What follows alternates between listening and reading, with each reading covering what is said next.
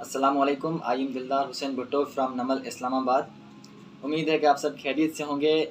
New commerce जो अभी नमल में अप्लाई कर रहे हैं वो परेशान हैं कि नमल का टेस्ट कैसा होता है, कैसे तैयारी करनी है, इसका पैटर्न क्या होता है टेस्ट का।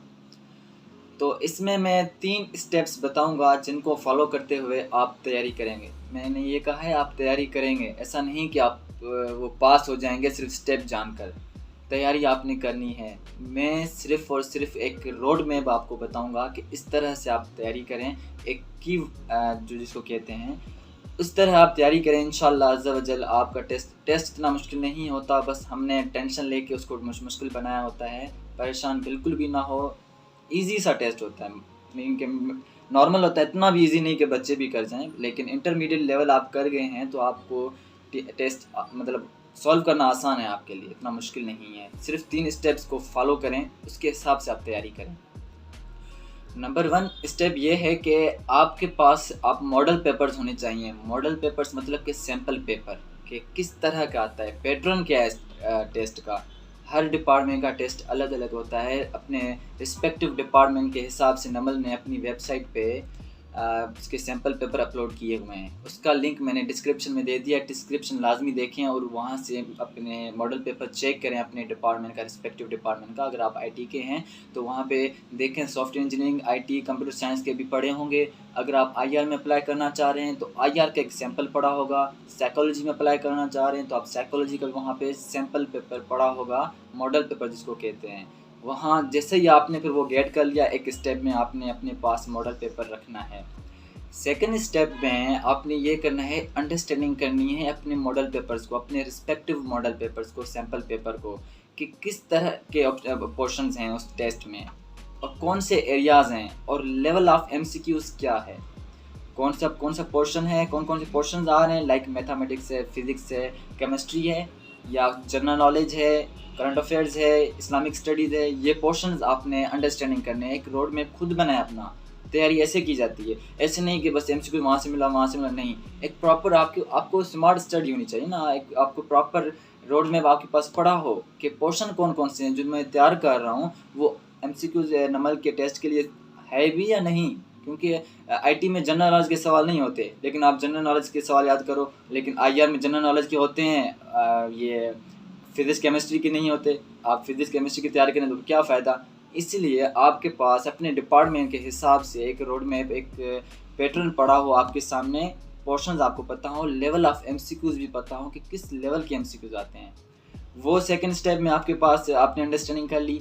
थर्ड स्टेप में जैसे आपने वो अपने पास रख लिया पैटर्न, पोर्शंस वगैरह जो भी है रोड मैप के, अंडरस्टैंडिंग कर लिया, उस हिसाब से आपने किसी भी बुक से, नमल का एंट्री टेस्ट में कोई भी स्पेसिफिक बुक नहीं है, कोई रिकमेंड बुक नहीं है, ना ही मैं रिकमेंड करता हूँ किसी को कि ये बुक तैयार करें, इस बुक से आएगा। अगर पोर्शन आपके इंटरमीडिएट लेवल के हैं, फर्स्ट ईयर सेकेंड की बुक्स हैं, तो आप फर्स्ट ईयर सेकेंड की बुक्स को ही पढ़ें। जनरल नॉलेज और करंट अफेयर्स के हैं तो आप किसी भी बुक, एनटीएस की बुक्स मिलती हैं, नेट की मिलती हैं, और एफआईए की, लाइक जो भी जॉब्स की टेस्ट होती है उसमें जनरल नॉलेज होती है, बेसिक जनरल नॉलेज। कारवान है, ऐसा कुछ एक काफ़ी ऐसी बुक्स हैं, पब्लिशर्स होती हैं, मरियम पब्लिशर है, कुछ भी कोई भी बुक पकड़ लें। इवन छोटी से छोटी एकेडमी की पढ़ें, ना देखेंगे ये मतलब कि किस पब्लिशर की है। आपने एमसीक्यू की प्रैक्टिस करनी है। सैम्पल पेपर आपके पास होगा। थर्ड स्टेप में जो मैंने बताया है कि आपने फिर वो तैयारी शुरू कर देनी है। उस पैटर्न को अपने जो पोर्शन को अंडरस्टैंडिंग करने के बाद आपने तैयारी करनी है, वो थर्ड स्टेप है। आपने आपके पास फिर कोई और कंफ्यूजिंग वाला ना हो कि किस तरह करें, कि अपने सीनियर से ये ना पूछते फिर कि मैं कहाँ से तैयारी करूँ, मैं परेशान हूँ, ये वो। बस ये 2 पहले स्टेप आपको समझ आ जाए ना, तीसरा काम आपका है कि मैंने तैयारी करनी है। अब मैंने एमसीक्यूज कलेक्ट करने हैं अपने पोर्शन के हिसाब से, अपने टेस्ट के हिसाब से।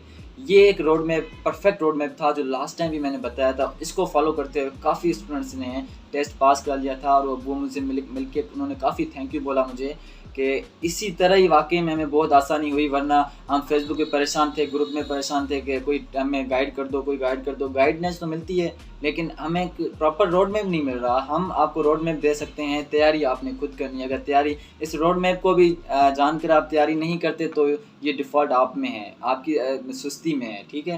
तो आप सुस्त ना बने, टेस्ट इतना मुश्किल नहीं होता, किसी और की बात ना सुने कि टेस्ट मुश्किल होता है ये वो ETC।